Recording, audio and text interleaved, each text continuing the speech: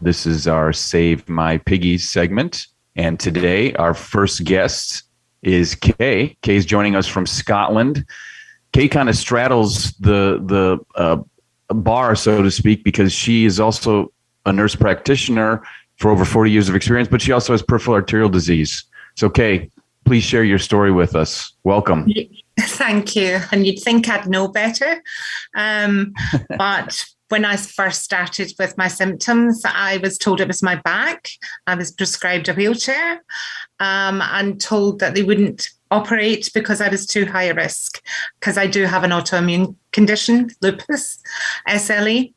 And they left me in a wheelchair for 3 years.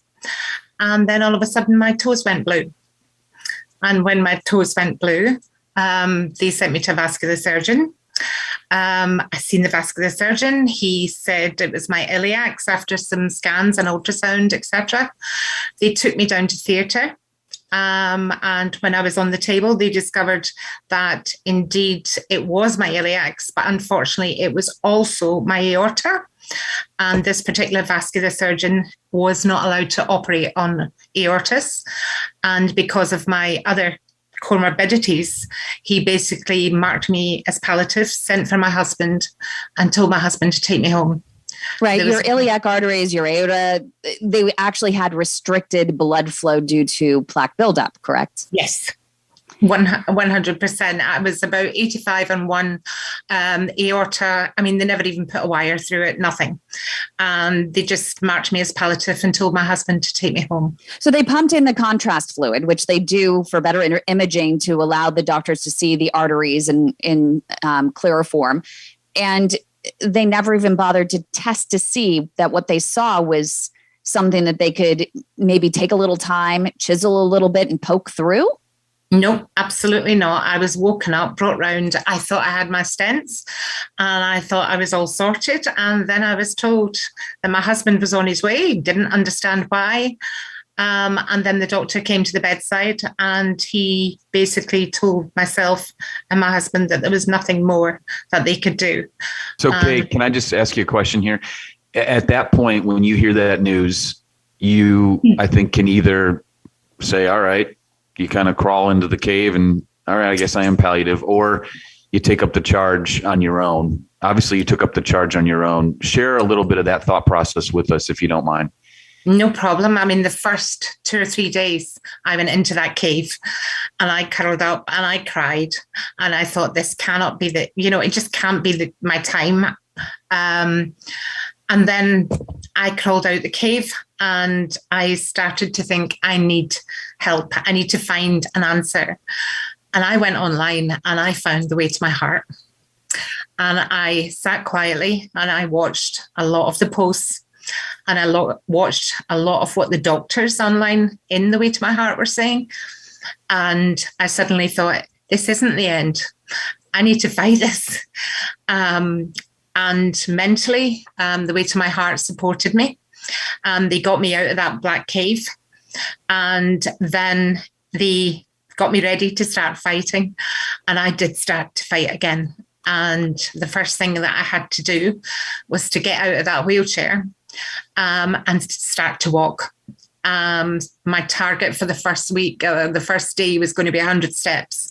Within a month, I was doing 2,000 to 3,000 steps. Yeah, she joined one of the walking challenges through The Way to My Heart, and that is awesome. Virtual reality to help her walk even more. Yeah, I use virtual reality for chronic pain, for the back and for the lupus. So I used the virtual reality and started to walk around the living room and go through adventures and etc. on virtual reality. And it got my steps higher and higher and higher. Okay, can I ask another question? Is it fair to say, and I'm not going to put words in your mouth, but did you just Google PAD and help, or you obviously you got to The Way to My Heart? If it wasn't for The Way to My Heart and what that website and that social network has, would you have just stayed in the cave and stayed in the wheelchair, you think? To be honest with you, I think I probably would. I mean, my ABI was 0.21 on the left and 0.28 on the right. That's really low. immediately. Just for our listeners know that a normal ABI is 1. So anything less than 0.4 is severe disease. Yeah. So I was in critical limb ischemia by the time they found it. And I would have crawled into that cave if it wasn't for the advice and the support that I was given, not just by Kim and some of the doctors that said, no, you have to fight this, but also from the fellow warriors on that site who basically said, no, you're worth more than this. You need to keep fighting, etc. And they gave me the impetus to start fighting. So I actually paid for a CT scan. And I presented the CT scan to a specialist and asked this specialist, who I discovered was the only specialist in Scotland, if he would consider my case. And after about 4 or 5 different video consultations, because we were in the middle of COVID, he agreed that he would take the risk. And this is really important. He had the same title as every other doctor. He was a vascular surgeon, yes. They all say that they are PAD specialists, but Kay, what was that special criteria that you used to determine that he was different? I learned through the way to my heart which questions to ask. And I asked, will you make an attempt to stent rather? Because I was told my chance of a bypass surviving it was 20%. So it had to be an endovascular procedure. So I started to ask his endovascular skills and what he would do in circumstances, etc. And I was really happy with the answers that I received. And we decided to proceed. Unfortunately, he broke his wrist and I had to wait an extra 6 weeks. God bless him. But after 19 months and exactly 11 days, with the way to my heart by my side, till they took my phone off me and put me to sleep because I had to have a general anaesthetic. 4 hours on the table later, he had managed to go in. He had placed a stent in my right side. He'd managed to cross over with a catheter, go down the left side and open it that way. And he placed a stent in the left side and he placed a stent in my aorta. And he told me that I had a small track of collaterals going right across my pelvis from my right leg. And that was feeding my left leg. And that was the only thing that kept my left leg alive. Kay, that was because you walked. Yep. Yeah. And they got you fixed up, Kay. What 100%. What do you say to someone who's listening right now who has crawled into that cave and feels like there's nothing that can be done for them? Motivate them for us. 100% peek out of that cave. Look for the light. Go onto the internet. Find the way to my heart. Find Save My Piggies. Don't give up. Don't ever give up, because everybody deserves a better quality of life. And when one doctor says, no, you're not going to make it, that's not good enough. Go for the second opinion, go for the third, but never stop fighting, because less than 4 weeks after my operation, I danced with my husband for the first time in 5 years. And I did 9,000 steps that day. Wow. That's incredible. And now what's really amazing is, what was the surprise thing that I finally learned about you, Kay?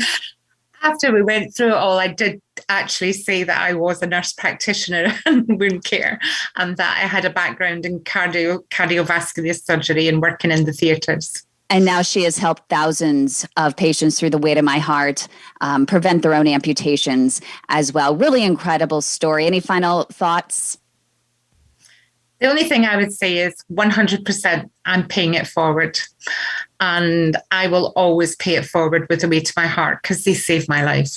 Thank you so much, nurse practitioner Kay Smith. 19 months in critical limb ischemia, the pain she must have been in, but she persevered. Patient testimonials are not claimed to represent typical results or guarantee that anyone will achieve the same or similar results. This series is for educational purposes only, and any advice offered is not a substitute for medical advice from your own supervising physician. Do not act on any information provided in this series without explicit consent from your own healthcare team. For more information on vascular diseases, go to www.standagainsamputation.com. And for real-time support, go to www.thewaytomyheart.org.